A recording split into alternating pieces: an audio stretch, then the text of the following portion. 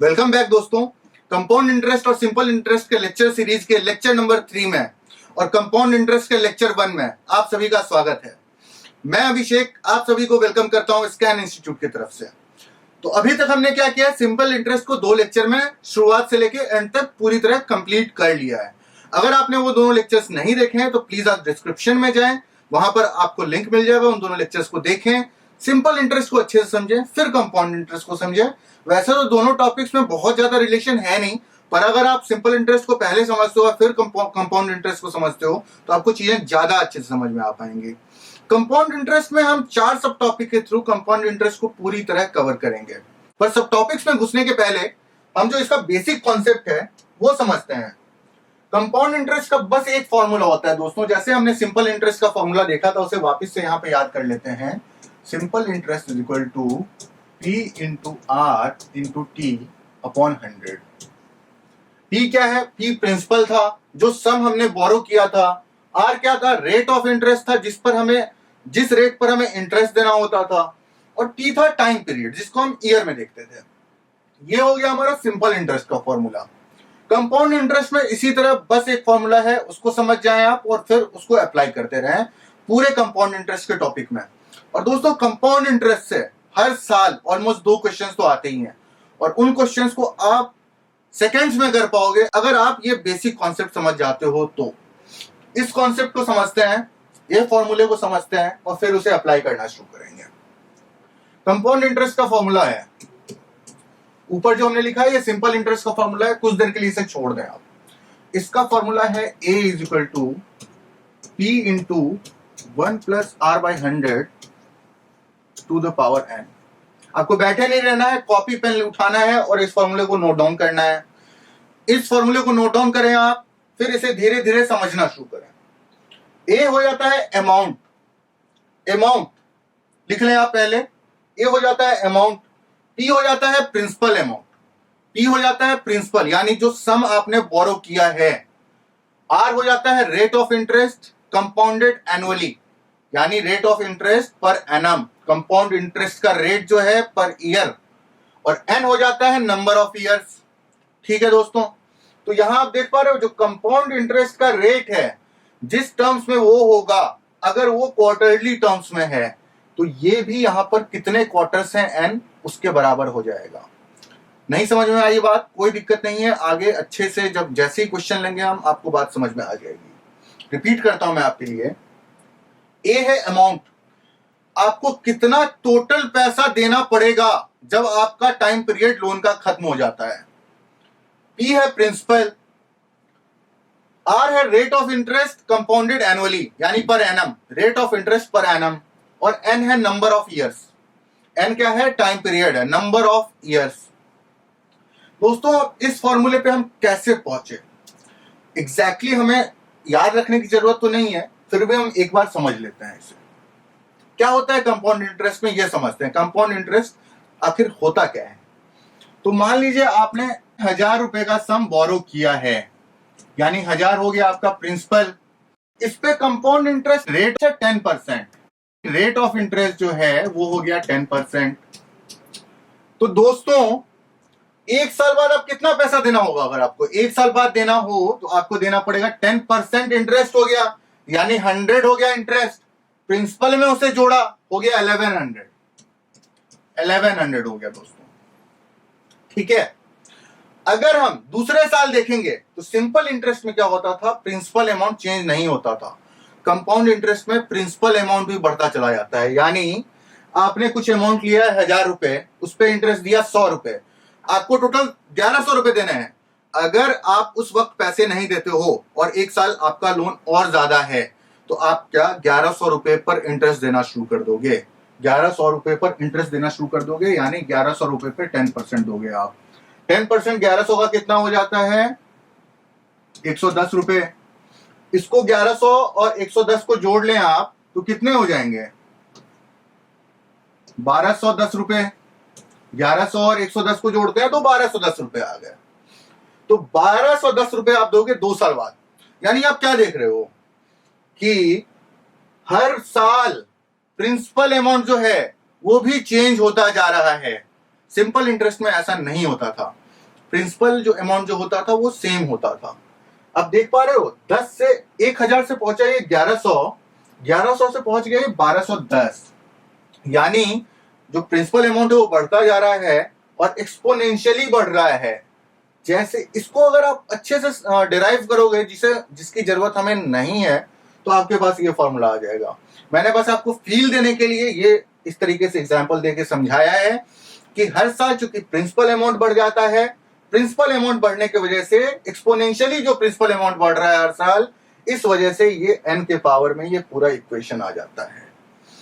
नहीं समझ में आई बात, कोई दिक्कत नहीं है, आप इस इक्वेशन को याद रख लें, इसी को अप्लाई करें, आपका हर क्वेश्चन इसी इक्वेशन के थ्रू सॉल्व हो जाएगा। तो दोस्तों ये तो हमने समझ लिया है क्या होता है कंपाउंड इंटरेस्ट। कंपाउंड इंटरेस्ट के अंदर बस एक बात है, मैं रिपीट कर रहा हूं बार बार ताकि आपको अच्छे से समझ में आ जाए, और फिर उसके बाद आपको किसी भी और टेक्स्ट बुक को देखने की, फॉर्मूले को याद करने की जरूरत ना पड़े। यहां पर हमने देखा कंपाउंड इंटरेस्ट के अंदर प्रिंसिपल अमाउंट हर साल चेंज हो रहा है, यानी पहले साल 1000 रुपए था प्रिंसिपल अमाउंट, दूसरे साल वो 1100 है, तीसरे साल वो 1210 हो चुका है और इस पे 10% ऐड हो जाएगा। तो आप देख रहे हो प्रिंसिपल अमाउंट भी हर साल चेंज हो रहा है। चूंकि इस तरीके से प्रिंसिपल अमाउंट चेंज हो रहा है तो आप समझ पा रहे होगे जो अमाउंट है वो एक्सपोनेंशियली बढ़ेगा, क्योंकि प्रिंसिपल खुद ही एक्सपोनेंशियली बढ़ रहा है। और ये क्या है, टोटल अमाउंट है हमारा। अगर आपसे कोई पूछे कंपाउंड इंटरेस्ट कितना है, तो कंपाउंड इंटरेस्ट कितना हो जाएगा दोस्तों, amount minus principal, amount minus principal. क्यों ऐसा हो जाएगा, अमाउंट तो टोटल अमाउंट है जो कि आपने इंटरेस्ट को जोड़ कर दिया है किसी को, यानी अमाउंट के अंदर प्रिंसिपल भी है और कंपाउंड इंटरेस्ट का वाला इंटरेस्ट भी है। तो आपने क्या किया, जो अमाउंट दिया उसमें आपने प्रिंसिपल अमाउंट तो दिया ही दिया वापस, लेकिन साथ में आपने कंपाउंड इंटरेस्ट भी दिया, इसीलिए कंपाउंड इंटरेस्ट का फॉर्मूला हो जाता है अमाउंट माइनस प्रिंसिपल। इतना अगर आपने समझ लिया, आपका पूरा कंपाउंड इंटरेस्ट खत्म हो चुका है। चलिए एग्जांपल्स लेके और भी टॉपिक को अच्छे से समझते हैं। चलते हैं सब टॉपिक नंबर 1 की तरफ। सब टॉपिक 1 में हम कंपाउंड इंटरेस्ट और अमाउंट निकालना सीखेंगे। क्वेश्चन को लेके इसको और अच्छे से समझते हैं। इस क्वेश्चन को सॉल्व करोगे आप तो आपका और भी जो भी कॉन्सेप्ट है अच्छे से बिल्डअप हो जाएगा। आप ये भी ट्राई कर सकते हो, इस वीडियो को 2 मिनट के लिए पॉज करें, आप जो फॉर्मूला मैंने दिया है उससे इस क्वेश्चन को सॉल्व करने की कोशिश करें। अगर आपका आंसर सही आता है तो बहुत अच्छी बात है, अगर नहीं आता है तो आप यहां सीख तो लें ही लें। क्वेश्चन में क्या दे रखा है, find the compound interest on ₹8000 at, यानी ये हो गया principal amount, eight 15% per annum, यानी ये हो गया आपका रेट, फॉर 3 इयर्स, यानी ये हो गया टाइम पीरियड। टाइम पीरियड को हमने क्या लिखा था, एन लिखा था, यानी एन हो गया। दोस्तों क्वेश्चन के अंदर क्या दे रखा है, 8000 रुपए प्रिंसिपल अमाउंट है, 15% पर एनम यानी 15% रेट है, जिस रेट पे वो कंपाउंडेड इंटरेस्ट देना पड़ता है, जिस रेट पे उसे, यानी 15% हो गया आपका रेट और 3 साल हो गया टाइम पीरियड, जो कि फॉर्मूले के अंदर एन था। तो हमें अमाउंट निकाल लेना है, अमाउंट के बाद कंपाउंड इंटरेस्ट निकाल लेना है। सबसे पहले हम अमाउंट निकालते हैं। Amount is equal to P into 1 plus R by 100 to the power n। P क्या है, P है यहाँ पे 8000, 1 प्लस R क्या है 15%, यानी 15 upon 100 to the power n क्या है 3 इयर्स, 3। दोस्तों अब इसे सॉल्व कर लेना है, हमारा आंसर आ जाएगा, लेकिन क्वेश्चन को अच्छे से पढ़ना है। क्वेश्चन में दे रखा है कंपाउंड इंटरेस्ट, तो अभी अमाउंट आएगा, उसके बाद क्या करना है वो भी मैं आपको दिखाता हूं। इसे सॉल्व करना शुरू किया हमने, 8000 into 1 plus 3 upon 20 to the power 3। ये क्या हो गया दोस्तों, 23 अपॉन 20, ये क्या हो गया 23 अपॉन 20, यानी कि 8000 into 23 upon 20 into 23 upon 20 into 23 upon 20। लिख सकते हैं इसे ऐसे, ये इसलिए ऐसे लिख सकते हैं क्योंकि 23 अपॉन 20 प्लस 1 हो जाएगा 23 अपॉन 20, इसके पावर 3 है। इसके पावर अगर 3 है तो इसे 3 बार मल्टीप्लाई करना होगा हमें। बस अब हमारा जो सॉल्व करना था वो काम ऑलमोस्ट खत्म हो चुका है। 20 इंटू 20 400, 400 इंटू 20 8,000, 8,000 तो ऐसे ही कट गया। बचा क्या आपके पास 23 इंटू 23 इंटू 23 यानी 23 क्यूब। दोस्तों अगर आपको मैथ्स के कैलकुलेशन में थोड़ी बहुत भी दिक्कत आती है तो हमने आपके लिए ही एक सुपर फास्ट कैलकुलेशन का भी वीडियो बनाया है, आप उसे जाकर के जरूर देख लें, डिस्क्रिप्शन में हमने लिंक दे रखा है उसका। चलिए यहाँ पे क्वेश्चन को पहले सॉल्व करते हैं। 23 का स्क्वायर कितना हो जाता है 529, इतना तो दोस्तों आपको याद रखना पड़ेगा, इंटू 23 का स्क्वायर कितना हो गया 529। अगर आपको याद नहीं भी है तो आप इस तरीके से कर सकते हो, 23 इंटू 20 हो जाएगा 460, उसमें 23 इंटू 3 को ऐड कर देंगे यानी 69, 23 इंटू 3 कितना हो जाएगा 69, 460 हो गया था 23 इंटू 20, 460 हो गया था 23 इंटू 20 हो गया था 460, और इसमें ऐड कर दिया हमने 23 इंटू 3 यानी 69, तो आ गया हमारा 529। 529 को हम 23 से मल्टीप्लाई करेंगे, इसकी जो भी वैल्यू आएगी उससे हम प्रिंसिपल अमाउंट को माइनस कर देंगे। चलिए सॉल्व भी करके देख लेते हैं। 529 इंटू 23, इसको भी आप ऐसे देख सकते हैं, 529 इंटू 20 है और 529 इंटू 3 है यानी 529 इंटू 20 प्लस 529 इंटू 3, यही तो हो गया ना दोस्तों। अब इसे कैसे आप सॉल्व करोगे, पहले तो आप 529 इंटू 2 कर लो यानी हो जाता है 1058, उसके बाद 0 यहां का बच गया तो 0 प्लस 529 इंटू 3 1587, 1587 ऐड कर लिया हमने 7 6 1 हाथ में था आपका 5 5 10 1 11, एक अभी भी हाथ में है 2 12 167, 12 167 क्या हो गया दोस्तों 12 167 हो गया आपका अमाउंट। अमाउंट की वैल्यू हमें आ गई, पूछ क्या रहा है क्वेश्चन में, कंपाउंड इंटरेस्ट, अमाउंट की वैल्यू हमारी आ गई 12,167, प्रिंसिपल था 8,000, अमाउंट से आप जैसे ही प्रिंसिपल को माइनस करोगे आपका कंपाउंड इंटरेस्ट आ जाएगा। चलिए प्रिंसिपल को माइनस कर देते हैं, माइनस 8,000, माइनस कितना हो गया दोस्तों 8,000, ये हो जाएगा 4167। तो दोस्तों आपका आंसर क्या आ गया 4167। हमने क्या किया, हमने पहले क्वेश्चन को अच्छे से पढ़ा, इक्वेशन में पुट किया, वैल्यू आ गई हमारी, अमाउंट की वैल्यू आ गई। क्वेश्चन में पूछा गया था कंपाउंड इंटरेस्ट, जैसे ही हमने अमाउंट से प्रिंसिपल को माइनस किया कंपाउंड इंटरेस्ट आ गया। चलिए दोस्तों तो बेसिक कॉन्सेप्ट तो हमने कवर कर लिया है, चलते हैं सब टॉपिक 2 की तरफ।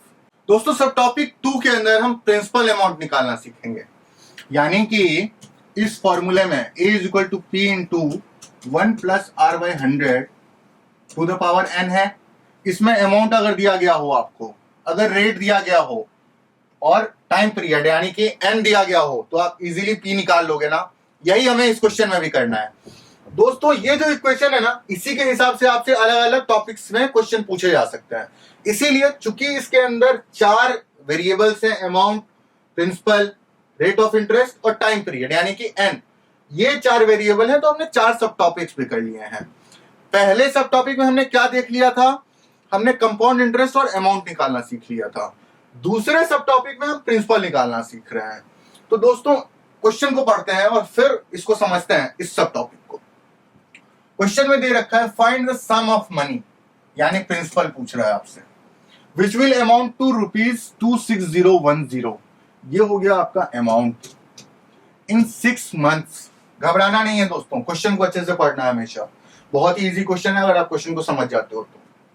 एट द रेट ऑफ 8% पर annum, rate of 8% per annum है भी, और टाइम पीरियड है किसमें, मंथ्स में, तो इसे ध्यान देना है आपको।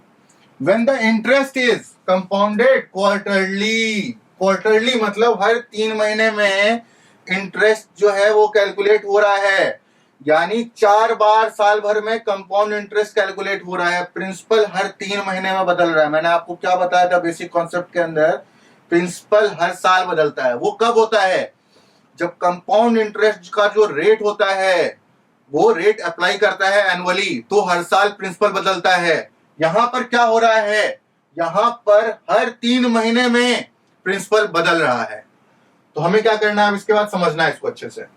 8% पर एनम, यानी अगर साल में 8% बदलता तो क्वार्टरली कितना बदल रहा है, क्वार्टरली बदलेगा ये 2%, क्योंकि 4 क्वार्टर होते हैं एक साल में। तो रेट ऑफ इंटरेस्ट आ गया हमारा 2%। बोल रहा है ये 6 मंथ रेट ऑफ इंटरेस्ट क्या है, क्वार्टर का रेट ऑफ इंटरेस्ट है, यानी 3 महीने का रेट ऑफ इंटरेस्ट है। अगर 3 महीने का रेट ऑफ इंटरेस्ट है तो कितना टाइम पीरियड हो जाएगा वो हमें देखना है। टाइम पीरियड दे रखा है 6 मंथ्स। 6 मंथ्स में हो जाते हैं 2 क्वार्टर। 6 मंथ्स में हो जाते हैं 2 क्वार्टर, यानी कि 6 मंथ्स के अंदर अगर 2 क्वार्टर आ जा रहे हैं तो हमारा एन जो है, एन हो जाएगा 2 दोस्तों। क्योंकि हमने रेट को और टाइम पीरियड को सेम फ्रेम में रखना है।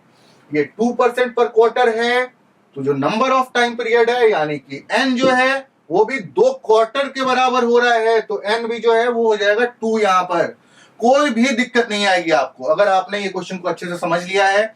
आपको हर जगह इसी तरीके से क्वेश्चन को अच्छे से पढ़ के कॉन्सेप्ट को अप्लाई करना है। चलिए इसे सॉल्व भी करके देख लेते हैं। 26010 क्या है, 26010 है अमाउंट। प्रिंसिपल हमें कैलकुलेट करना है इनटू 1 प्लस आर क्या है 2%, 2/100 टू द पावर 2, क्योंकि एन क्या हो गया 2 क्वार्टर है ये, तो एन हो गया हमारा 2। इस तरीके से हमें ये इक्वेशन मिल चुका है। इसे और सिंप्लीफाई करते हैं।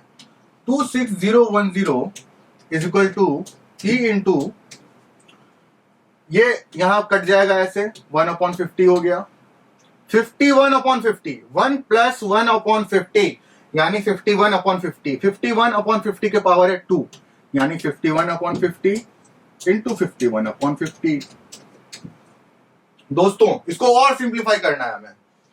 51 इंटू 51 जैसे आप देखोगे और इधर 26010 देख रहे हो आप, तो आपके अंदर खुशी की लहर दौड़ जानी चाहिए। क्या हो रहा है दोस्तों, यहां पर 51 इंटू 51 जैसे ही आप कैलकुलेट करोगे आपका आ जाएगा 2601। तो 51 इंटू 51 जो है यहाँ कट जाएगा और यहाँ आ जाएगा वैल्यू 10। यहाँ आ गया वैल्यू 10। 50 इंटू 50 नीचे है, ये उछल के इधर आ जाएगा, यानी प्रिंसिपल जो है वो हो जाएगा आपका 50 इंटू 50 2500 इंटू 10 यानी 25,000। इसी तरीके से हमने इस क्वेश्चन को भी सॉल्व कर लिया है। तो दोस्तों इस लेक्चर में हमने क्या किया है, हमने 2 सब टॉपिक देखे हैं। एक देखा था सिंपल इंटरेस्ट कंपाउंड इंटरेस्ट निकालना, और दूसरे सब टॉपिक में हमने प्रिंसिपल निकालना सीखा है। बेसिक कॉन्सेप्ट हमने इस लेक्चर में कवर कर लिए हैं। अगले लेक्चर में यानी कंपाउंड इंटरेस्ट और सिंपल इंटरेस्ट के चौथे लेक्चर में और कंपाउंड इंटरेस्ट के दूसरे लेक्चर में हम अच्छे से कंपाउंड को पूरी तरह खत्म कर लेंगे। 2 सब टॉपिक बचे हैं, उस लेक्चर में पूरी तरह खत्म कर लेंगे हम। आपको करते क्या रहना है, आपको प्रैक्टिस करते रहना है। बस प्रैक्टिस ही आपको परफेक्ट बनाएगा, आपको एग्जाम में बहुत ज्यादा मदद करेगा। आप जितनी सोच भी नहीं सकते हो ना, उतनी ज्यादा इंपॉर्टेंट है प्रैक्टिस की, क्योंकि कॉन्सेप्ट तो मैं आपको समझा सकता हूं, लेकिन प्रैक्टिस तो आपको खुद ही करना है। दोस्तों प्रैक्टिस करते रहें। कोई भी डाउट आए व्हाट्सएप पर, टेलीग्राम पर और मेल पर, कहीं पर भी आप डाल दें, 24 घंटे के अंदर आपके डाउट को सॉल्व किया जाएगा। तो दोस्तों इस लेक्चर में इतना ही, मिलते हैं आपसे अगले लेक्चर में। अगर ये लेक्चर आपको पसंद आया है तो आप इस लेक्चर को लाइक करें, शेयर करें और हमारे चैनल को सब्सक्राइब करना ना भूलें। Thank you.